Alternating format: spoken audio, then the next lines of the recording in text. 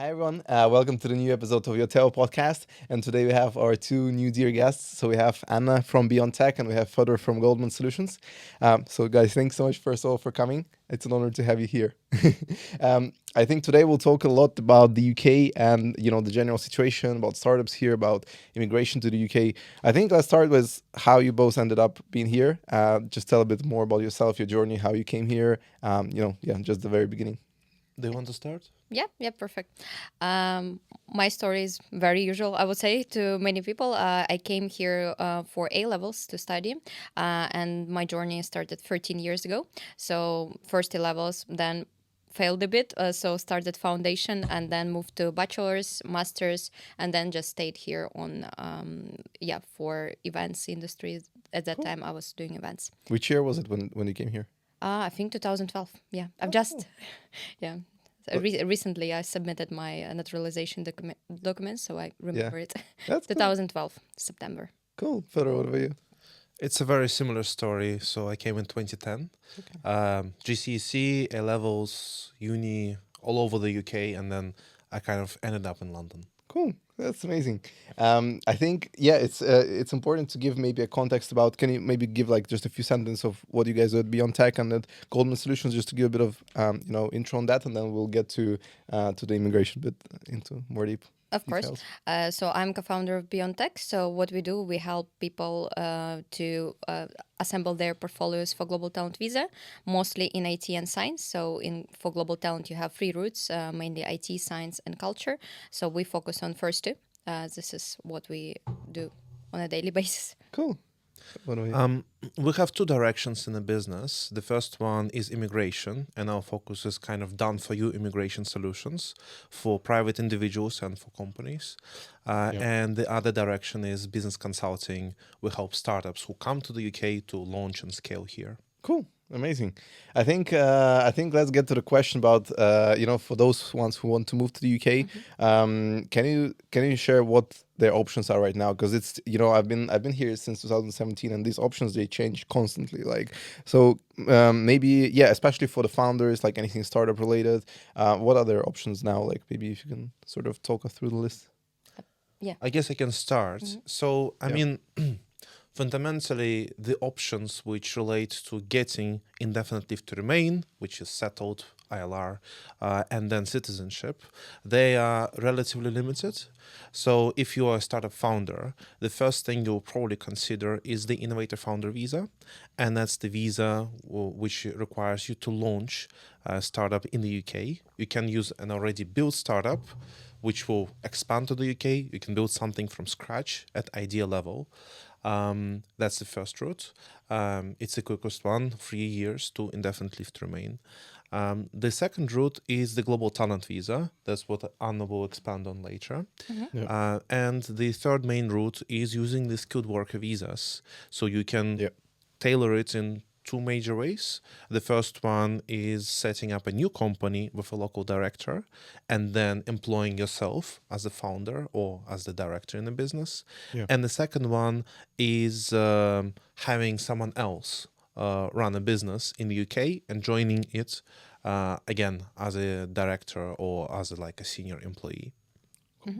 Yeah, I usually explain in the similar formats. You basically have three ways, as further explained. It's business route, talent route, or talent visa or skilled worker visa. Because if we are not considering any family visas or obviously other routes, for global talent, I will add maybe a few more. So the main difference, how I explain it, for global talent, we are focusing on the past. So actually what you've done, achievements in the past, specifically in the past 5 years. And and other visas, types of visas, they like innovator founder, you focus on the future, right? What you want to do here in UK. Okay. So for me, it's the main difference maybe. Okay, interesting. Fedor, can I ask you? So I've checked your LinkedIn as well. So you've been in the immigration career for the last 8 years, like since 2017, I think I've checked. Can you tell a bit more about how this situation with visas in general has changed over time since then? Because I assume a lot, but if you can share a bit more. I mean, there is the kind of political public narrative, which again, the political parties are saying, and then there is a reality. So the political narrative narrative so far been, Brexit, Yeah. need to get out of Brexit, then, wow, okay, we got out of EU, now we have a shortage of people, Yeah. let's make it simpler. And now, okay, we need to protect local workplaces, we need to protect local people, Yeah. we need to put interest back to the Britain. That's the narrative. Yeah. What has happened in the context of business visas in particular, in up until 2019, there used to be what's called an entrepreneur and graduate entrepreneur visas, and they were relatively straightforward and simple to obtain.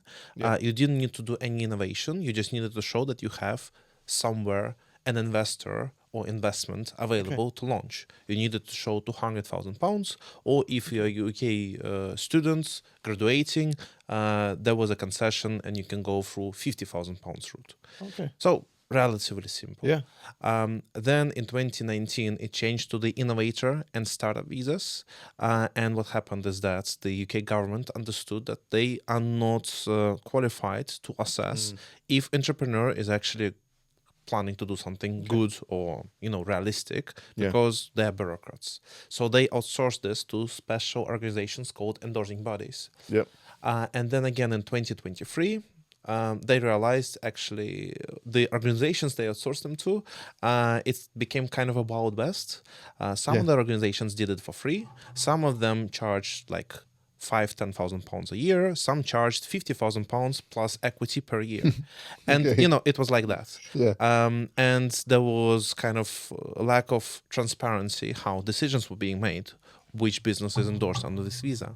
So now they brought it together in a very tight grip of very few organizations. Right now there are 3 organizations. Okay. There is the Innovator International, there is Investors, and then there is UCAS. Okay. And the 4th one is the Government Department of Trade running their own thing. Okay. So it's very kind of tighter, a very kind of more transparent process right now. Interesting. That's cool. And can I ask for what was your entry point to this industry? Like, how did you start in this specific field? Like, what was the trigger to get into that business? Okay. Yeah. All right. No, there Very were lots of briefly. things. Okay. Lots of things happened. But in particular, I was working in an equity crowdfunding platform.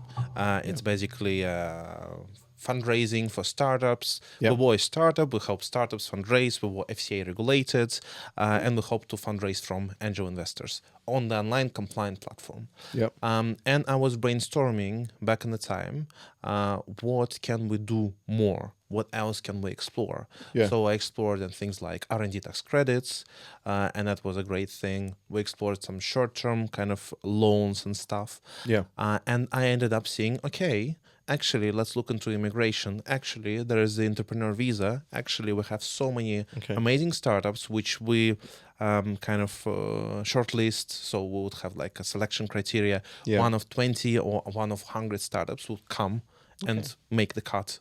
So we were very confident that our startups were quite good.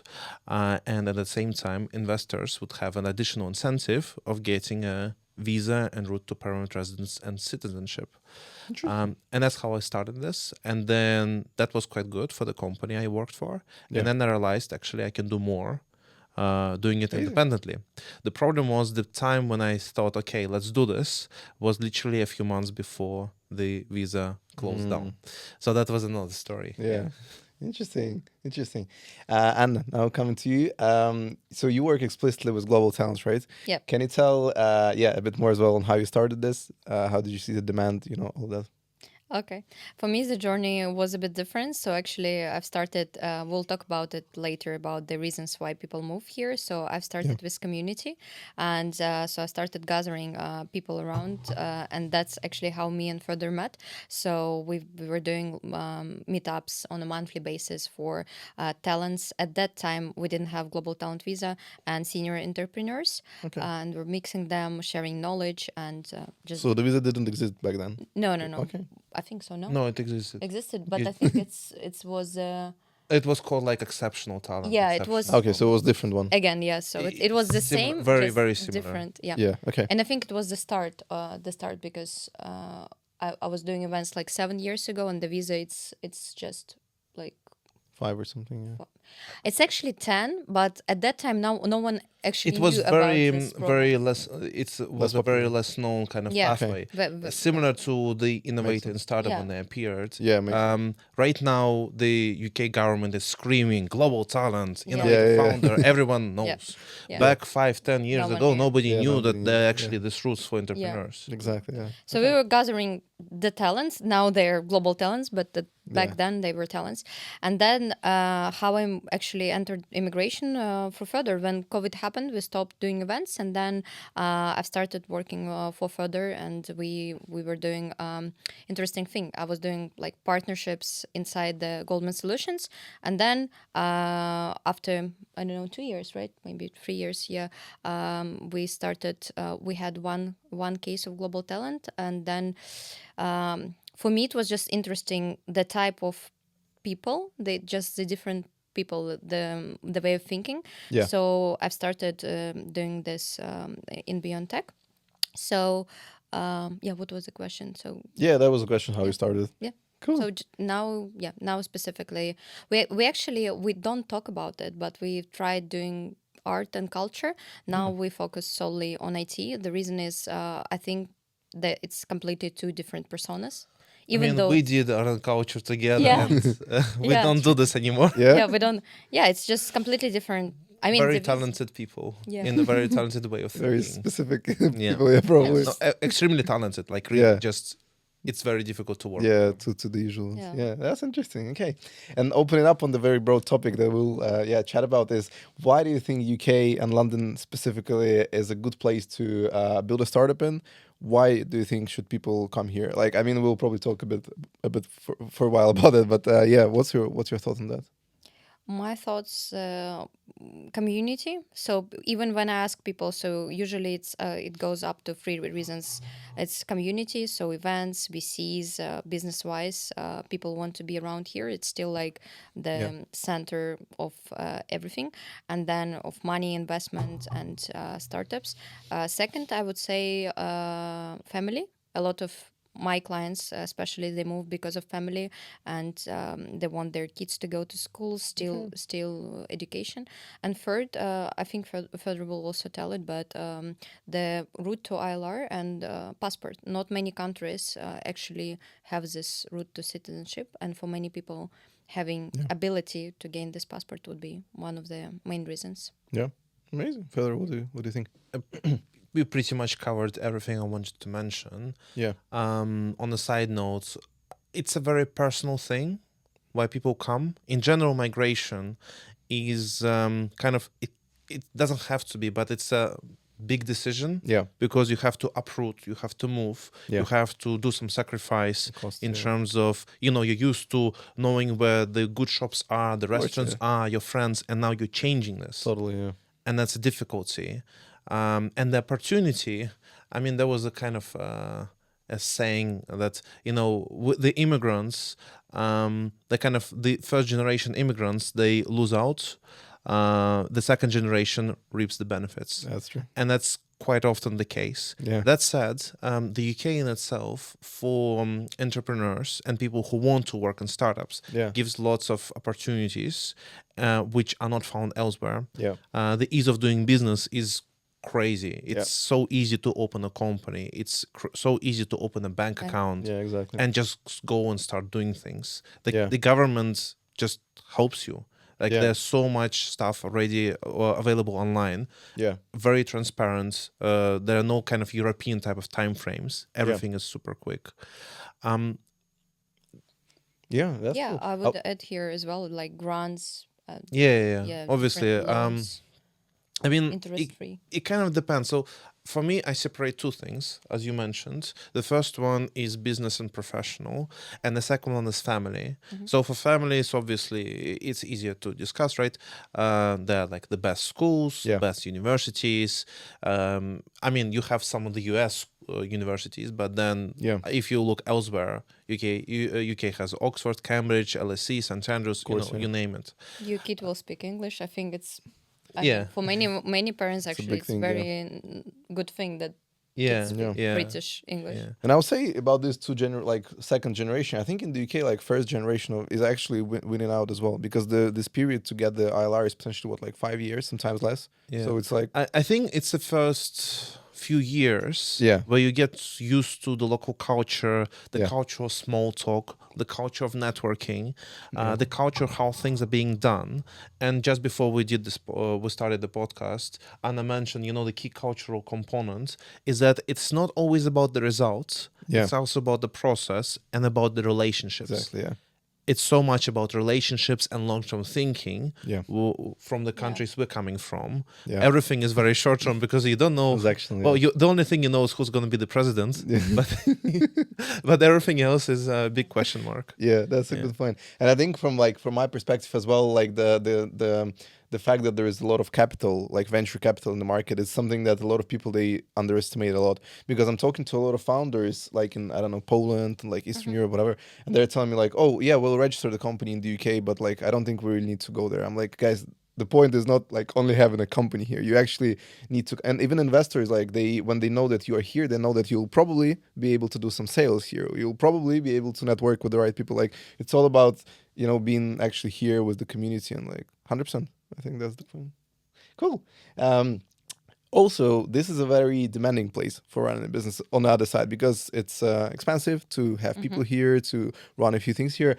What do you think would be the most common reason for founders to fail in the UK? That's a good question. I mean, from what I've seen, is not planning enough time to learn, not accommodating that things are very different. Yeah. And not just about founders, about Everyone. people as well. Yeah.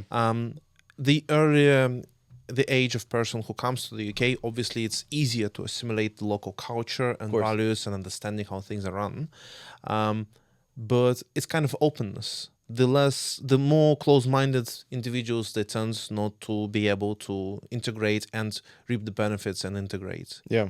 That's a very good point. What do you think, Anna? I have something to add. I was meeting yesterday the Innovate UK, the representative, and I think he summarized it in a very nice way. So first, to add to your point that it will take you more time than you think, and actually that's what I see now in my business as well, and in every other business. So to get to this product market fit, it's more time that you thought. Yeah. And second, I would say sales. So not many people know how they will do this first sale. Not many people talk to their customer, or they do something and then everyone already knows that, but still doing the same mistake. They like don't talk to customer before they launch the product, and then no one actually needs this product. This is insane. Yeah. And third, I think it's very interesting, but the third one would be just marketing and sales, like talking about when the person can easy say what you're doing and why you're better Like than your messaging. competition. Yeah. I think it's such an easy question, and not given like a lot of 5 minutes information, like easy. Maybe this is the fourth thing, like to in easy words explain what you do. And I think this is one Like of the know your most yeah, yeah. difficult things. I absolutely agree with you. And I see lots of founders who kind of build the business avoiding doing sales because on local markets it's kind of more maybe like a commodity or something. Yeah. You come to the UK again, it's more about relationships. And you Yeah. need to learn how to be likable. You need to learn how to, connect with people. Yeah. Yeah. Yeah. Even in B2B and in B2C, it doesn't matter. You have to focus on building relationships. Yeah, that's a great point. And I think also just the persistence to do things, because I think in the UK it takes, as you mentioned, it takes longer than, in our countries, for instance. But I think I've been discussing with my friend as well yesterday that it takes longer, but as soon as you actually get into the industry and like secure some part of the market, it kind of like works automatically. You don't even commit that much. It still works. So just about persistence, because a lot of people, they come here like short term and they're like, yeah, like we see something is going on here, but it's too expensive. Probably I'll just do it from back home. And in reality, like that never works, I think. So Reputation is key. yeah, reputation. And it works both ways. So again, it depends how long term you're looking at things. Yeah. But we see some companies, let's say in our industry, and they've been growing very rapidly. and then after 5, 10, 15 years, they kind of Yeah. in public, like people know that Yeah. they are cutting corners. I guess I know exactly which one you're talking Yeah, about. but it But was an that's insane success in terms of growth. But this cutting corners now is coming back to them. But it's a lot of companies, not only Yeah. this. I think lots Yeah. of the companies are like this. And actually, it's one of the things I don't like about this industry because, really, because, and I think in your industry, it's also a lot, when it's the same industry and when one person does like really bad with the customers or I don't know, then they kind of trying to, I don't know, for me, it's always when someone had really bad experience, and then he's coming to you, and I understand their feeling, but then they kind of trying to think that every company is the same, and Yeah. when they realize that it's not, they're like, oh, okay, I'm so sorry, you're really different. And for me, it's kind of, I think this is one of the main challenges for me now in the business. So how you differentiate to this customer who is cold customer, not who came through your friends, because we Yeah. in our business we have I think more than 60% of referrals coming. But then you also want to be perceived by another customer who Yeah. doesn't know you Yeah. as the same thing. Yeah, in the same manner. So for me, I would say this, that reputation here is the main. And also I would add to your we had with Nadal, you remember it? So we had one of our members in the in the community. So he had a great talk. He had a fintech company which he's now sold, and I think he moved to another venture. But fintech is completely overcrowded. Yeah. So he was telling that it took him I don't know how many years to get to the first bank, and once the first bank is signed, like the contract with Then the him, process kind of rolls. everything like Snowball effect, yeah. yeah, snowball, everything. 100%. Okay, I don't know. Sky is signed with you now. Barclays want to like be signed with you now. Like Exactly. Santander, it goes and goes. Yeah. Exactly. So this is very important. And, Yeah. and if he wasn't like here personally, it wouldn't be able to happen. Like Of course, because not a like single it was bank would. all what he explained it. I think it was like 4 or 5 years ago that event, or maybe 3. Yeah. And he said basically he just basically rang the doorbell. Really? No, he was like for the Like, offline yeah, yeah. meeting. The kind of his first investor invited him to his house, like beautiful house, and like he explained other things he did Yeah. wrong. Yeah. Like he Well, signed there the was terms. only- He was so happy. He was willing to get the money, and then he realized the terms were awful. So don't But don't after. yeah, like think Yeah. think slowly. Don't Yeah. don't rush things. Yeah, that's. But after this meeting, this person did the intro to like another like accelerator where the banks were. Okay. Then this accelerator did the introductions to the the banks, actual banks. and then this by this introduction, he built it. That's pretty cool. That's a cool story. Yeah. I think, yeah, that's a really good point. I think also getting to what we do at Yotewo a little bit, you guys work with founders a lot on a daily basis, especially, and in immigration, this aspect is quite important. Do you see them struggling with the problem of like hiring tech talents in the UK? Would you say it's something that like you kind of see them telling you about? I think in general hiring is the problem, right? Yeah. Because when you're building, I don't know, maybe Fedor deals with other talents. So for me, obviously every company is different, every founder is different. But if we are talking about building your company, I think when you don't have access to recruitment or good recruitment, so you actually lose a lot time, resources, and then yeah, I would say yes. I would say as well. I see lots of startups still use semi-archaic ways of hiring. They Yep. may have some kind of ATS tracking system inside. They may have a recruiter, but the most kind of innovative part of approach would be going to LinkedIn and advertising a role on LinkedIn. Yeah. I mean, it tends to be quite outdated. I also see that there are big companies and then there are smaller firms, Yeah. and big companies have large budgets, Of course. and are just being heard much more. Yeah. So small companies have to try in a different ways to attract top talent. Yeah, that's a really good point. Yeah, 100%. 100%. And I actually, yeah, the next question I have, I was waiting for this one because I'm really wondering was this your answer to this one. So you guys are both entrepreneurs. What do you think is the most important, mistake / lesson that you've learned through your journey of running a business in the UK? I'll start myself. I think not the mistake, probably the lesson I've learned is when you deal with anyone, whether it's like your client, supplier, investor, whoever, like in the UK, it's very important to learn and research the motivations of people. Why would they need you? Like you need to think really long term and deep of like what would be their end motivation to choose you, like as a person to invest in, as a person to work with, whatever. I think it plays like a pretty huge role because everyone thinks long term, and that's kind of what I learned. What would you say your insight on like running a business here? Might be to do with anything, with like culture, with like I Start don't know you. anything. Okay. I'll be Um, thinking. there was one thing, and I discussed on with you some time ago. Values match.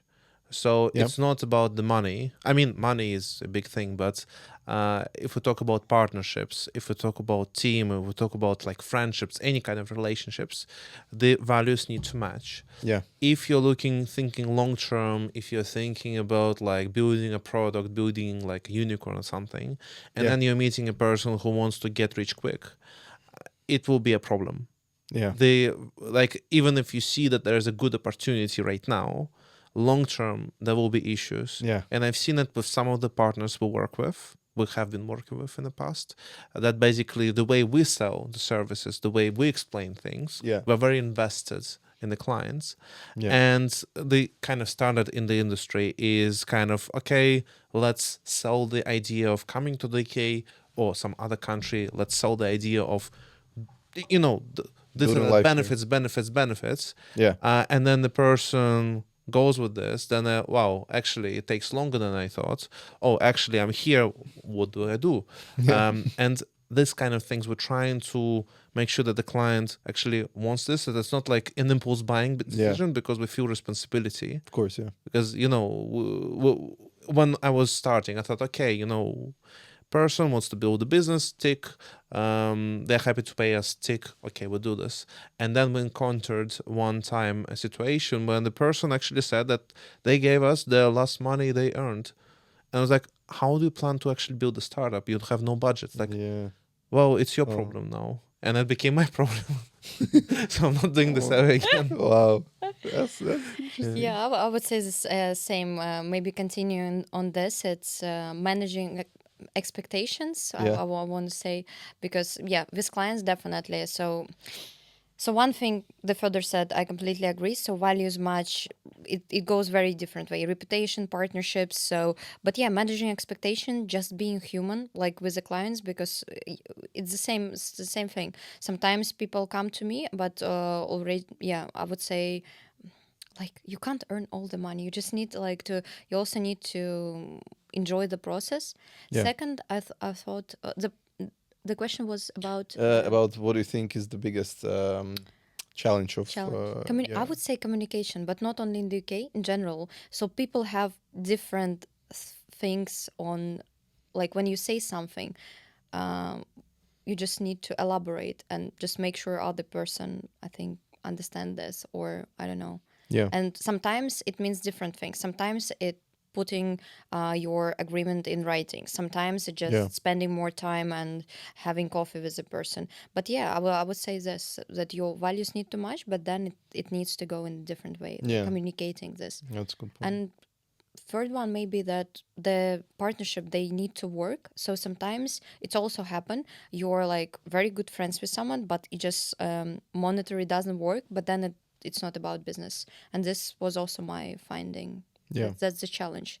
yeah, yeah. That's a really good point. I think also like another thing that I got in my mind now is that I've seen a lot of companies like kind of not because the level of quality on the Yeah. market is very high, and a lot of companies that trying to like penetrate the market, but they don't actually like meet the quality standards. Yeah. I think a lot of people burn on that as well potentially. What do you think? Yeah. Yeah, might be. People or companies burn on- Companies, sir.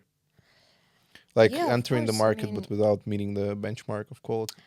depends because we were talking about the company earlier. It depends. Sometimes, like in my opinion, you can market it well, but then when the person comes to you and you do the service, right, you Yeah. can't provide it. Yeah, And in exactly. this That's what I'm saying. industry, I think we're all in the same industry. We need to remember that we take the money, but then we have to deliver on Of this course, money. yeah, Then, if you can't deliver, that's a big problem, right? yeah, Then the person will not come back to you. yeah, But in our business, I think the word of mouth is insane. So for us, it's more than, I don't exactly. know, Yeah. 60, 70%. like London is big, but you It's know, small, Yeah, but yeah. so if the you're fields actually are. here, everyone knows everyone. Maybe like not first degree, but second degree. Yeah, 100%. Like in our industry, everyone knows me. Yeah. I know them. Yeah. Maybe not directly, but I just know But that yeah, they somehow. exist. They know I exist. Cool. That's actually interesting thing. Cool. I think the next question I have is actually, so we, all of us, three of us, we're pretty much settled here, right? We've been here for years. We've received everything that we needed. Well, almost everything, but pretty much Almost. we're pretty much settled here. What do you think is keeping us here after we kind of like went through this journey? What not? Why not exploring like other places to go to and potentially leave? Like what is keeping out there? Because a lot of people they're like, guys, you know, like you can just go to Dubai and chill. At that point, what do you think is the I actually looking for these people because I hear a lot people telling me that like everyone leaving London, but I haven't met a person yet like who who really actually left? like left London. Yeah, I mean, some of them do. Like I have friends who left to China or Hong Kong, but it's just one and one Like not situation. Single widely. cases, So a yeah. single case, not like massive. Because Yeah. when you read the news, it's like UK is number one place of people leaving the country. I can Yeah. build upon Yeah. this. So we have a thing in the UK called net migration targets, net migration figure, basically about how many people come to the UK minus people coming out of the UK. And the thing is, this figure has been a positive number for past 20 years, Yeah. 30 years, I don't know. So what has happened is that before COVID, it's an estimate, but there were like 300 to 500,000 people come to this country every single year. Then during COVID, there was a spike to almost 1 million. And then the UK government got worried, okay, what's actually happening? Some good things, some bad things. Yeah. And then they cut it, and now it's back to the normal levels. 400 something thousands in 2024. Yeah. So, and yeah, some people leave, but there are more people coming in Yeah. Yeah. every single year. Yeah. Think about that. The tendency is still. Yeah. I think the main reason is stability in a way, right? Hmm. Uh, uh, I mean, a lot of things happening here, obviously, like the Yeah. crime is increasing, but I mean, it's still very stable. And we already, the second thing we already said, it's very easy to enter the entrepreneurship, like start a business, open a company, Yeah. get a grant, I don't know, everything else. Yeah. I think Convenient. it's relatively easier to scale. Yeah. Yeah. So maybe starting is never easy, but comparing to other places, here you can grow and Yeah. not be afraid that some, some guy in a suit comes and just takes your business off you. Yeah. Like here, you feel that you know the rules and you can play by the rules, and this is of Yeah. paramount importance. You can sleep and not be worried that tomorrow you need some kind of protection. Yeah. That's true. That's a good point. I think also I've noticed that like two things. So the first thing is that actually like a lot of people, because people like talk how bad the weather is here, how bad like the food is here, all that stuff. But I've realized actually when you either leave the country for some time or like I don't know, just go somewhere, in reality you just get used to like this like quality of Yeah. things here. But in reality, when you don't have it for like a few days, you start missing it like Yeah. crazy. Like for me, it's like that. I don't know. Is it the same? Yeah. Same. What do you miss the most when you leave? I don't know. That's the thing. I can't say because when I lived in Hong Kong, I really loved it. Like I was there for 7 months, and Hong Kong is a colony of like the UK, Yeah. so it's kind of somewhat like similar in the sense. But at some point, I just was like super deeply missing London. I have no idea like what was kind of the actual motivation of that. Same But it thing. was crazy. So I'm going to the south of France every Yeah. now and then Yeah, because I have relatives living there, and I can come for like a week, 2 weeks. Last Yeah. time it was like 6 or 8 weeks. yeah, And it's okay, like for change of place, change of scenery. That's Yeah. beautiful. That really helps. But then I start to miss, and the first thing I miss is the community. yeah. And I tried to connect to the same community locally. I tried to Doesn't find. exist. I mean, Yeah. not really. It's Yeah. not there. Yeah, And when I talk to people, so I have like a family I've been friends with for past, I don't know, since I was like 13, 12 years old. yeah, And the guy moved here with his wife. Now they have a child. yeah, and they thought about coming to Dubai because tax is different. But then he actually started to investigate. He started to look into this, and he saw, first of all, the salaries are not that greater. Yeah. They're actually lower in his industry. Yeah. Second of all, there are no direct tax, but there are lots of indirect higher cost of living, Yeah. higher cost of enjoying things in kind of British European fashion. Yeah. You can't go and get like a pint of beer, Yeah. like you can do here. It's part of the culture. Yeah. And finally, it's like kind of half a year, Yeah. incredibly hot temperature, Yeah. and what it may do to your kind of physical health Yeah. in terms of, especially with a small kid, Yeah.